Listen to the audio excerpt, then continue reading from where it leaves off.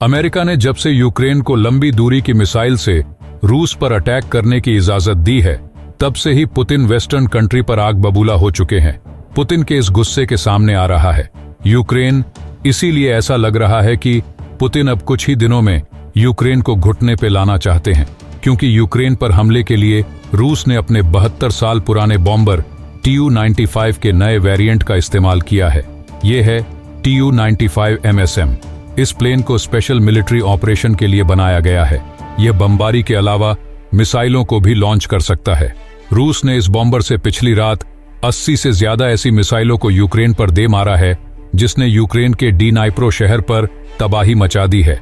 रूस ने Tu-95 MSM के जरिए यूक्रेन पर Kh-101 क्रूज मिसाइलों से हमला किया, लेकिन इस मिसाइल का भारत से पुराना कनेक्शन है। आप भारत के ब्रह्मोस के बारे में तो जानते ही हैं, लेकिन ब्रह्मोस की एक वेरिएंट ऐसी भी है जिसे एयरक्राफ्ट से लॉन्च किया जाता है। इस मिसाइल को भारत और रूस ने मिलकर बनाया है, लेकिन खास बात यह है कि रूस की air launch Kh-101 cruise missile और ब्रह्मोस की एयर लॉन्च मिसाइल के बीच गहरा संबंध है। कई मायनों में Kh-101 की तकनीक का इस्तेमाल ब्रह्मोस के एयर लॉन्च वाले वेरिएंट में किया गया है। आज मैं आपको इस वीडियो में बताऊंगा कि कैसे इस मिसाइल ने कल रात यूक्रेन में तबाही मचाकर रख दी है। लेकिन वीडियो में आगे जाने से पहले ब्रह्मोस मिसाइल के लिए इस वीडियो को लाइक करके कमेंट बॉक्स में जय हिंद जरूर लिखें, क्योंकि जय हिंद कहना हम सब के लिए गर्व की बात है। दरअसल भारत की एयर लॉन्च ब्रह्मोस मिसाइल अपनी कई खासियतों के कारण दुनिया की सबसे उन्नत क्रूज मिसाइलों में गिनी जाती है। यह मिसाइल सुपरसोनिक गति यानी 2.5 मैक तक उड़ान भरती है, जो इसे दुश्मन की हवाई रक्षा प्रणाली को भेदने में अत्यधिक सक्षम बनाती है। इसे Su-30 MKI लड़ाकू विमान से लॉन्च किया जाता है, जो इसे हवा से जमीन और हवा से समुद्र में निशाने साधने के लिए उपयुक्त बनाता है। यह मिसाइल सटीकता और घातकता का एक बेहतरीन संयोजन है, जिसकी मारक क्षमता 400 किलोमीटर तक है और नए संस्करणों में इसे और बढ़ाया जा रहा है। रूस की Kh-101 क्रूज मिसाइल एक सबसोनिक मिसाइल है, जिसका उपयोग मुख्य रूप से लंबी दूरी के लक्ष्यों पर सटीक प्रहार करने के लिए किया जाता है। Kh-101 अपनी स्टील्थ डिजाइन और 4000 से 5000 किलोमीटर की जबरदस्त रेंज के लिए जानी जाती है। यह मिसाइल पारंपरिक और परमाणु दोनों प्रकार के वॉरहेड्स ले जाने में सक्षम है। इसकी तकनीक इसे दुश्मन के रडार से बचने में मदद करती है, जो इसे रणनीतिक हमलों के लिए उपयुक्त बनाती है। ब्रह्मोस और Kh-101 मिसाइलों के बीच गहरे संबंध तकनीकी और डिजाइन दर्शन में देखे जा सकते हैं।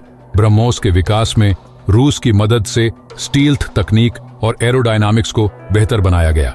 Kh-101 के स्टील्थ और लंबी दूरी के अनुभव ने ब्रह्मोस को अधिक कुशल बनाने में प्रेरणा दी। हालांकि ब्रह्मोस की ताकत उसकी सुपरसोनिक गति है, जबकि Kh-101 सबसोनिक है। यह अंतर दोनों मिसाइलों को अलग अलग सैन्य जरूरतों के हिसाब से अनुकूल बनाता है। ब्रह्मोस की तेज गति इसे त्वरित हमलों और जहाज रोधी अभियानों में उपयोगी बनाती है, जबकि Kh-101 की लंबी दूरी इसे रणनीतिक लक्ष्यों के लिए उपयुक्त बनाती है। रूस ने यूक्रेन पर हमले के लिए अपने पुराने बमवर्षक पर भरोसा जताया, लेकिन हमले से पहले रूस ने इस विमान को नया बना दिया।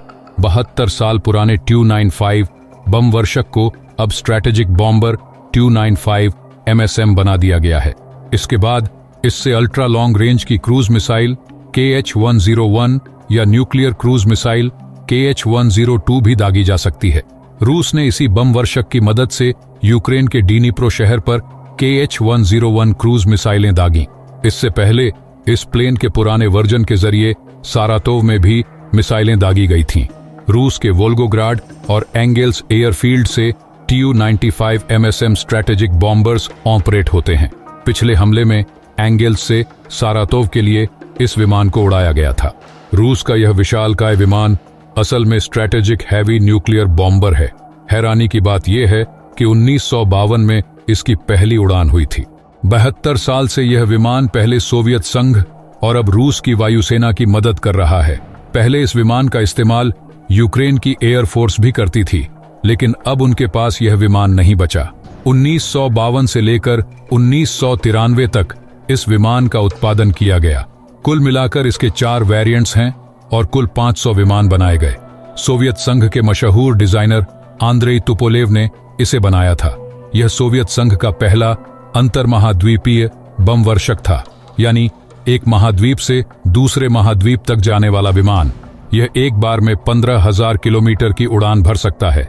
इसे उड़ाने के लिए 6 से 7 लोग चाहिए होते हैं, जिसमें pilot, copilot, flight engineer, communication system operator, navigator, tail gunner और एडिशनल नेविगेटर शामिल होते हैं। 151.7 फीट लंबे विमान का विंग स्पैन 164.4 फीट है। खाली विमान का वजन 90,000 किलोग्राम होता है, लेकिन टेकोनफ के समय इसका अधिकतम वजन 1,88,000 किलोग्राम हो सकता है। इसमें 4 इंजन और 8 ब्लेड वाले कॉन्ट्रा रोटेटिंग प्रोपेलर्स लगे होते हैं। यह विमान अधिकतम 925 किमी घंटा की गति से उड़ान भर सकता है, लेकिन आमतौर पर यह 710 किमी घंटा की क्रूज स्पीड पर उड़ता है। यह अधिकतम 45,000 फीट की ऊंचाई तक जा सकता है। यह दुनिया का सबसे ज्यादा शोर करने वाला विमान है, यानी इसके आने का पता पहले से चल जाता है। यह हर 1 मिनट में 2000 फीट ऊपर चढ़ सकता है। इसमें 23 मिमी की 2 ग्रियाजेव शिपुनोव GSH-23 ऑटो कैनन लगी हैं। सबसे खास बात यह है कि इसके पिछले हिस्से में यानी टेल की तरफ एक ऑटो कैनन लगा होता है। इसका मतलब यह है कि पीछे से इस पर हमला करना मुश्किल है, क्योंकि टेल गनर पीछे से आने वाले विमानों को मार गिरा सकता है। दुश्मन पर हमला करने के लिए इस विमान में 15,000 किलोग्राम तक के बम या मिसाइलें या दोनों तैनात किए जा सकते हैं, जैसे KH-20, KH-22, KH-55, 101, 102 या 8 KH-101 या 102 क्रूज मिसाइलें। इन्हें अंडरविंग पाइलॉन में लगाया जाता है। KH-101 रूस की एक सबसोनिक क्रूज मिसाइल है। 2010 से रूस की वायुसेना इसका इस्तेमाल कर रही है। 2400 किलोग्राम वजन वाली इस मिसाइल की रेंज 3500 किलोमीटर है। यह अधिकतम 964 किमी घंटा की गति से उड़ान भर सकती है। 24.5 फीट लंबी इस मिसाइल में पारंपरिक हथियार लगाए जाते हैं। हालांकि इसके अपग्रेडेड वर्जन यानी KH-102 में परमाणु हथियार भी लगाए जा सकते हैं। रूस इस क्रूज मिसाइल को Tu-95 MSM या Tu-160 बमवर्षकों से दागता है। देखा जाए तो KH-102 भले ही ब्रह्मोस के एयर लॉन्च वाले वेरिएंट से भारी, लंबा और रेंज में ज्यादा हो, लेकिन दोनों को एक ही कंपनी ने बनाया है और दोनों के में principal on F technology same है, यानी ये भी क्रूज मिसाइल है और वो भी। तो दोस्तों, आशा करता हूं आपको ये वीडियो पसंद आई होगी। वीडियो पसंद आई है और आपने अभी तक इस वीडियो को लाइक नहीं किया है तो लाइक करके इस चैनल को सब्सक्राइब जरूर कर लें। मिलते हैं अगले वीडियो में। जय हिंद, जय भारत।